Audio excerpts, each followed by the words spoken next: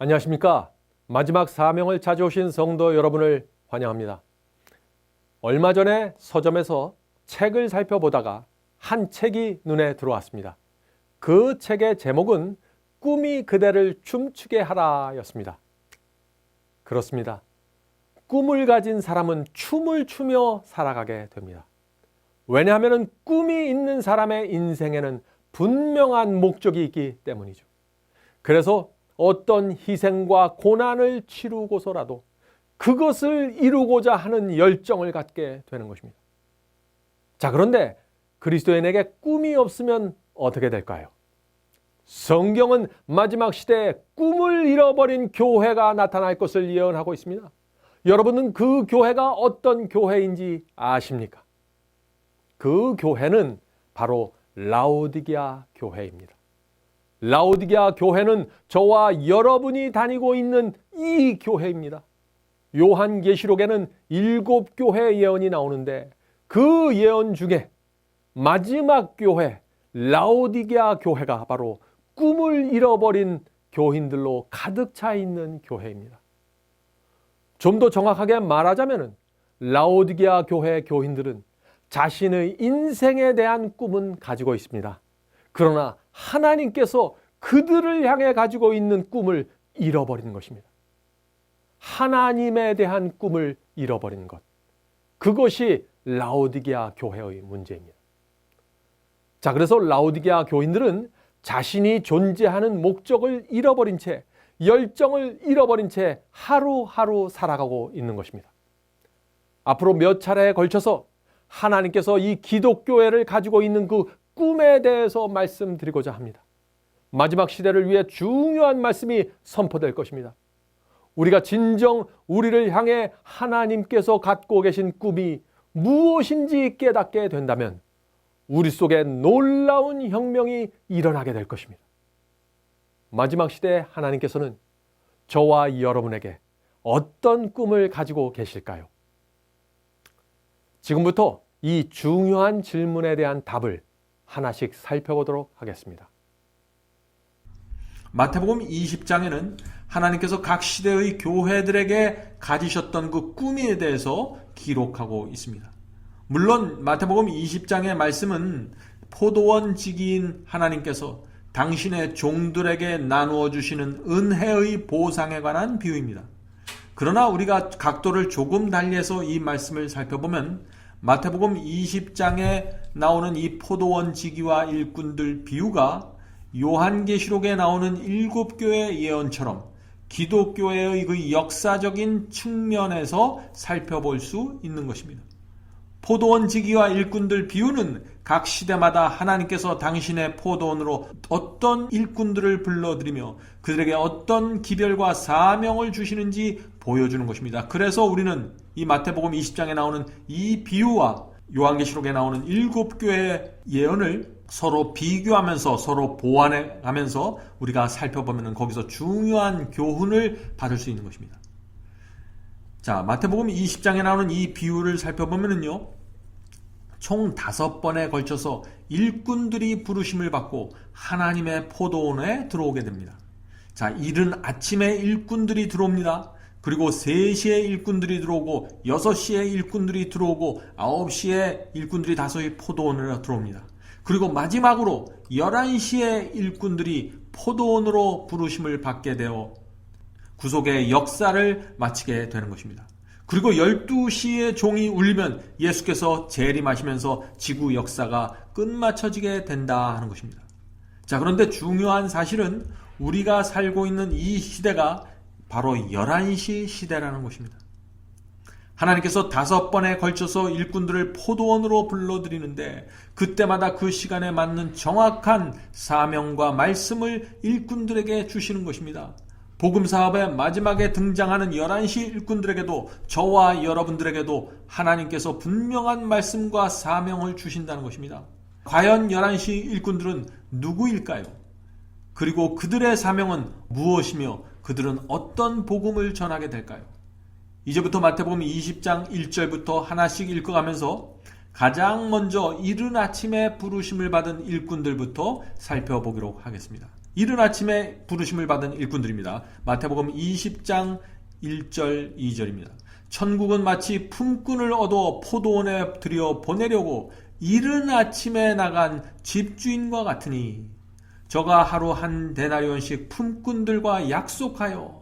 자, 지금 이른 아침에 불려온 품꾼들은 주인과 언약을 맺은 사람들입니다. 품꾼들과 약속하여 포도원에 들여보내고. 자, 포도원 지기가 이른 아침에 가장 먼저 불러들인 사람들이 있습니다. 그들은 누구일까요? 예수님의 교훈이라는 책이 있습니다. 그 책 400페이지는 다음과 같이 그들을 설명하고 있습니다. 유대인이 가장 먼저 주님의 포도원에 부르심을 받았으나 저희는 교만하고 스스로 의롭다 하는 정신에 빠지고 말았다. 하나님께서 이른 아침에 불러들인 일꾼들은 유대인들입니다. 아브라함, 이삭, 야곱 그리고 그의 12아들로부터 시작된 유대 민족이 바로 이른 아침에 불러들인 일꾼들입니다. 그들은 구속사업을 위해서 가장 먼저 부르심을 받은 이른 아침의 일꾼들입니다. 그들이 일찍이 하나님과 언약을 맺었습니다. 그래서 구원이라는 보상을 약속받은 사람들입니다. 유대인들은 구약 성경을 기록했던 사람들입니다. 복음이 온 세상에 전파되기 위한 준비 작업을 했던 일꾼들입니다. 그래서 예수께서는 그들을 가리켜 이른 아침에 왔다고 하신 것입니다. 그러나 대부분의 유대인들은 어땠나요? 교만과 율법주의에 빠져서 복음을 이방인들에게 전하는 일에 크게 실패했습니다. 날마다 성전에서 양을 잡아 죽여 그 피로 죄 사함을 구했지만 하나님의 진짜 복음을 경험했던 사람들은 아주 적었다는 것입니다.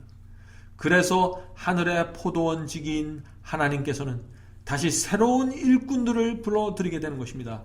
이른 아침에 불러들인 일꾼들 다음에는 어떤 일꾼들이 포도원에 들어오게 될까요? 셋이 일꾼들입니다. 셋이 일꾼들. 마태복음 20장 3절의 말씀이 있습니다. 또 제3시에 나가보니 장터에 놀고 있는 사람들이 또 있는지라.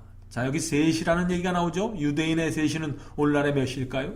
유대 시간에 6시간을 더하면 오늘날의 시간이 되는 것입니다. 그러므로 유대 시간으로 3시는 오늘날의 아침 9시를 가리키는 것입니다.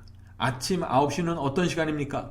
아침에 출근하는 시간입니다. 하루의 일을 본격적으로 시작하는 시간이죠. 3시가 되자, 아침 9시가 되자 예수께서 지구에 오셔서 장터에서 놀고 있는 사람들을 부르셨습니다. 장터에서 놀고 있는 사람들이란 누구일까요? 평범한 사람들을 뜻하는 것입니다.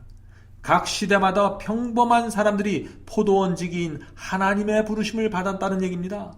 3시에 예수께서 부르신 사람들 12제자들은 평범한 사람들이었습니다.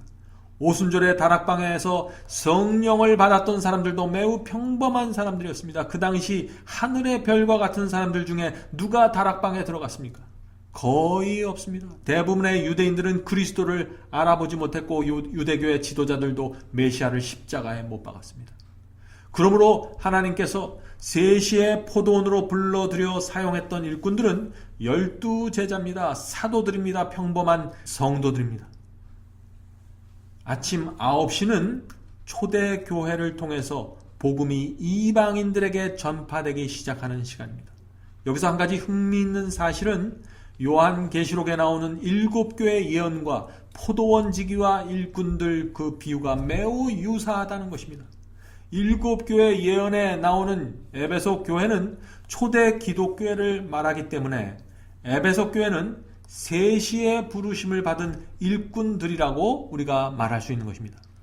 이른 아침부터 시작해서 총 5번에 걸쳐서 종들을 불러들이시는데 단 한 번도 사람들이 자원해서 포도원지기인 하나님께 찾아온 적은 없는 것입니다.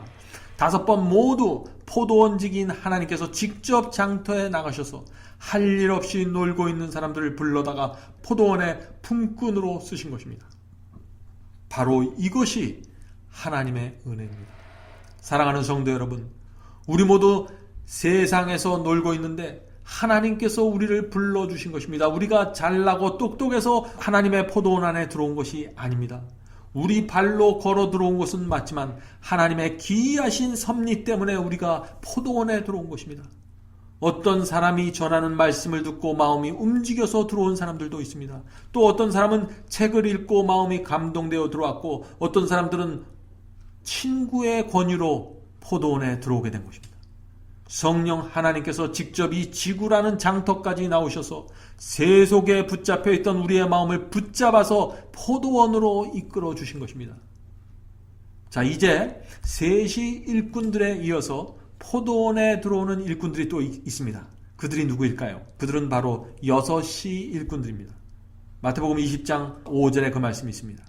제6시와 제9시에 또 나가 그와 같이 하고. 자, 여기서 그와 같이라고 했는데 이 말씀의 의미는 6시와 9시에도 3시와 동일한 방법으로 그 일꾼들을 포도원에 불러 들이셨다는 뜻입니다. 6시와 9시에도 하나님께서 장터에 나가서 놀고 있는 평범한 사람들을 불러 들이셨다는 것입니다. 예수께서는 여기서 6시와 9시를 함께 묶어서 이야기하고 있습니다. 제6시와 제9시에 또 나가라고 했으니까요. 여기에는 이유가 있습니다.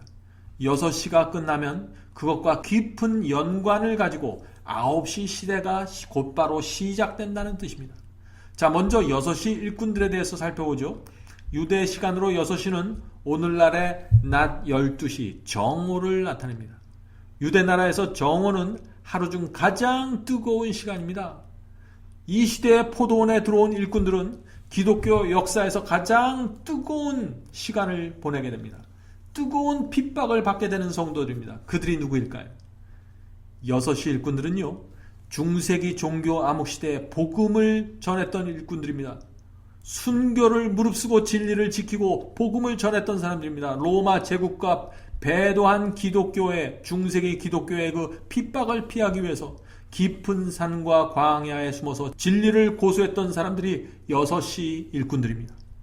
그 당시 와일렌스인들과 같은 성도들은 진리와 말씀대로 살기 위해서 알프스 깊은 산속에서 1000년의 세월을 보냈습니다. 역사는 6시 시대에 5천만 명 내지 8천만 명 이상의 순교자가 피를 흘렸다고 기록하고 있습니다. 그들이 피를 통해서 진리가 보존되고 복음이 전파되었던 것입니다. 자, 그럼 이제 9시 일꾼들로 넘어가겠습니다. 지금 계속해서 3시간의 간격을 두고 일꾼들이 포도원 안으로 들어오는 것입니다. 이제 9시 일꾼들입니다. 앞에서 9시 시대는 6시 시대가 끝날 때 그것과 연관을 가지고 시작되는 시대라고 말씀드렸죠. 왜냐하면 그 5절에서 말씀한 것 같이 6시와 9시를 하나로 묶어서 예수께서 말씀하셨기 때문입니다. 유대의 9시간은 오늘날의 오후 3시를 뜻합니다. 다시 말해서 중세기 종교 암흑시대의 그 가장 뜨거웠던 그 핍박의 시간이 끝이 나게 되었습니다. 그러자 바로 9시가 시작되면서 종교개혁 운동이 시작된 것입니다. 그때가 바로 9시 시대입니다. 9시 시대의 일꾼들은 진리의 등불을 들고 개혁의 정신을 가지고 일어난 종교개혁자들입니다. 하나님께서 9시에 부른 일꾼들도 평범한 사람들이었습니다. 마틴 루터는 독일 광부의 아들로 태어난 평범한 사제였습니다. 그는 교황도 아니었고 감독도 아니었습니다. 그러나 그는 9시 일꾼의 부르심을 받아 오직 성경을 외치면서 개신교 시대를 열었습니다. 종교개혁자들에 의해서 중세기 1000년 이상 핍박해온 세력의 정체가 밝히 드러나게 되었습니다. 또 믿음으로 구원받는다는 위대한 진리가 선포되었습니다. 하나님께서는 이른 아침부터 시작해서 3시간 간격으로 일꾼들을 포도원으로 불러들이셨습니다. 3시에 부르셨습니다. 6시에 부르셨습니다. 그리고 9시에 부르셨습니다. 9시에서 다시 3시간이 흘러가면 12시가 되어 예수께서 재림하시면서 지구의 역사가 끝나게 되는 것이 정상입니다. 다시 말해서 하나님께서 원래 9시 일꾼들에 의해서 복음 사역이 끝마쳐지게 되기를 바라셨던 것입니다. 하나님께서는 9시 일꾼들이 점점 더 밝은 빛을 받아들여서 광명한 데까지 나가기를 원하셨던 것입니다. 그들이 중세기 동안 회파된 진리를 회복시키고 온전한 빛 가운데 나가기를 원하셨던 것입니다. 그러나 시간이 흐르면서 이 9시 일꾼들은 개혁의 정신을 잃어버리게 되었습니다. 저마다 교단이라는 높은 벽을 세우고 그 안에 안주하고 말았습니다. 종교 개혁자들이 높이 들었던 개혁의 정신이 사라지고 그 후예들은 개혁을 중단시켰습니다. 더 이상 밝은 빛 가운데로 나가기를 거절했습니다. 이 9시 일꾼들에게 주어진 하늘의 부르심과 사명이 잊혀진 바 된 것입니다. 이런 모습을 지켜보던 하늘의 포도원 지기께서 9시 일꾼들로는 도무지 마지막 복음 사업을 마칠 수 없다는 결론을 내리게 되는 것입니다. 그래서 해가 저무는 그 마지막 순간에 1시간을 남겨놓고 급히 장터에 나가 사람들을 불러들이는데 그들이 11시 일꾼들이다 하는 것입니다. 자, 우리는 여기서 한 가지 좀 깊이 생각해 보아야 할 문제가 있습니다. 9시 일꾼들에게 어떤 문제가 있길래 하나님께서 마지막 순간에 11시 일꾼들을 급히 불러들여서 포도원에 투입하셨을까요? 요한계시록에 나오는 7교회 예언을 살펴보면요, 우리는 거기서 9시 일꾼들이 가지고 있던 문제를 정확하게 볼 수 있습니다. 제가 앞에서 말씀드렸던 것처럼 요한계시록의 그 7교회 예언과 마태복음 20장에 나오는 그 포도원지기와 일꾼들의 비유는 함께 나란히 병행하는 구조를 가지고 있습니다. 우리는 이 두 가지 말씀을 서로 비교하면서 보완해 볼 때 거기서 중요한 교훈을 배울 수 있다고 제가 말씀드렸습니다. 9시 일꾼들은 종교 개혁자들입니다. 그러므로 7교회 예언에서 우리는 사대교회를 살펴봐야 합니다. 왜냐하면 이 사대교회가 바로 종교 개혁자들이 시작한 교회이기 때문에 그렇습니다. 사대교회는 개신교 시대를 연 교회입니다. 예수께서 이 사대교회에게 주신 말씀을 살펴보면 거기서 9시 일꾼들이 어떤 문제를 가지고 있었는지 우리가 좀 더 구체적으로 살펴볼 수 있다는 것입니다. 요한계시록 3장 1절과 2절입니다. 내가 내 행위를 아노니, 예수님께서 내 행위, 사대교회의 행위를 안다고 말씀하신 것입니다. 내가 내 행위를 아노니 내가 살았다 하는 이름은 가졌으나 죽은 자로다. 너는 일깨어 그 남은 바 죽게 된 것을 굳게 하라. 내 하나님 앞에 내 행위에 온전한 것을 찾지 못하였나니. 사대교회는 종교개혁자들이 털을 닦아놓은 교회입니다. 그런데 이상한 것은 예수께서 이 사대교회에게 주신 말씀을 살펴보면 칭찬하시는 말씀이 거의 없다는 것입니다. 왜 이렇게 되었을까요? 왜냐하면 종교개혁자들이 목숨을 걸고 개혁의 횃불을 높이 들었습니다. 그러나 얼마 안 가서 거의 죽어가게 되었습니다. 사대교회는 마틴 루터와 같은 종교개혁의 선구자들 덕분에 살았다 하는 이름은 가졌습니다. 그러나 세월이 지나가면서 이 개혁자들의 후예들이 제각기 교파와 교단을 만들어버리고 말았습니다. 종교개혁운동을 힘있게 추진해 갔어야 하는데 멈추어버리고 마는 것입니다. 그래서 죽은 자가 되었다고 예수께서 말하는 것입니다. 그래서 예수께서 이 사대교회를 향하여 내가 내 행위를 아노니 내가 살았다 하는 이름은 가졌으나 죽은 자로다 라고 말씀하신 것입니다. 중세기 기독교회는요 1000년 이상 동안 태양신교의 교리를 받아들이면서 그것을 교리화했습니다. 또 복음과 계명을 변질시켰습니다. 깊은 영적 어두움에 빠졌습니다. 몇 년을 그렇게 지낸 것이 아니라 몇십 년이 아니라 몇백 년이 아니라 1000년 이상 동안 그런 배도의 길을 중세기 기독교회가 걸어왔던 것입니다. 오히려 진리를 믿고 말씀대로 순종하고자 하는 성도들을 수없이 핍박하고 죽였습니다. 그래서 세계사를 쓰는 그 학자들이 그 시대를 가리켜서 종교 암흑시대라고 부르는 것입니다. 하나님의 예언과 구원에 대한 말씀이 거의 사라져버리고 만 시대가 된 것입니다. 그래서 예수께서 종교개혁운동을 일으키셔서 제자들과 사도들이 가르쳤던 그 복음과 가르침을 원래 그대로 회복해 가기를 원하신 것입니다. 종교개혁의 후예들이 그러나 그 일을 중단하고 말았다는 것입니다. 마틴 루터가 종교개혁운동을 일으킨 지 100년이 채 되지 않아서 개신교회는 오직 성경 말씀만 순종하며 살겠다는 의지를 잃어버리고 말았습니다. 형식주의가 교회 안에 들어오게 되었습니다. 교단 사이에 서로 정통이고 서로 이단이라고 투쟁하는 그런 상황이 되어버리고 말았습니다. 교회가 생명력을 잃고 말았습니다. 몇몇 가르침에 대한 개혁이 이루어졌지만 중세기에 세워졌던 그 거짓 교리들로부터 완전히 벗어나지 못하고 말았습니다. 이런 모습 때문에 사대교회는 예수님의 칭찬을 받지 못하는 교회가 되어버리고 말았다는 것입니다. 자, 여기서 우리가 한 가지 꼭 이해할 것이 있습니다. 마틴 루터와 같은 개혁자들은요, 개혁을 시작했던 것입니다. 중세기에 무너졌던 복음과 진리를 그들이 모두 회복시키고 완성시킨 것은 아닙니다. 그래서 예수께서 계시록 3장 2절에 사대교회에게 이렇게 말씀하신 것입니다. 내 행위에 온전한 것을 찾지 못하였나니 라고 말씀하신 것이죠. 유럽 전체를 통해서 마르틴 루터와 요한 칼빈, 바렐, 벌킨과 같은 개혁자들이 일어나서 오직 믿음으로 구원받는다는 가르침으로 사람들을 인도했습니다. 인간에게 구원을 가지고 오는 것은 로마 천주교가 가르치는 것처럼 미사나 고행이나 고해, 성사나 어떤 선한 행위가 아니라 예수 그리스도를 믿는 믿음이라는 진리를 크게 선포했습니다. 그러나 종교 개혁자들은 행함과 예식과 고행을 강조하는 천주교와 신학적 투쟁을 하던 상황이었기 때문에 복음을 설명할 때 믿음을 특별히 강조할 수밖에 없었던 상황입니다. 물론 이 믿음의 중요성을 밝혀낸 것이야말로 16세기의 개혁자들이 이룩한 가장 큰 공적입니다. 그러나 아쉬웠던 점이 있는 것입니다. 그것은 그들이 믿음과 순종의 완벽한 조화를 밝혀내지 못했다는 것입니다. 그 결과 어떤 일이 생겼습니까? 오늘날 현대 기독교에 믿기만 하면 무조건 구원받는다. 한번 구원받았으면 결코 구원을 잃어버릴 수 없다. 하나님의 말씀에 순종하는 삶을 살지 않아도 구원받을 수 있는 것 같은 그런 설교들이 나오고 있는 것입니다. 돈과 세상을 사랑하고 넓은 길을 걸어도 여전히 구원이 개런티 된다는 것 같은 그런 이상한 분위기가 형성되어 가고 있는 것입니다. 마르틴 루터의 후예들은 루터교회를 세웠습니다. 또 요한 칼빈의 후예들은 장로교회를 세웠습니다. 저마다 교단과 교파를 만들어서 그 자리에 안주하고 말게 된 것입니다.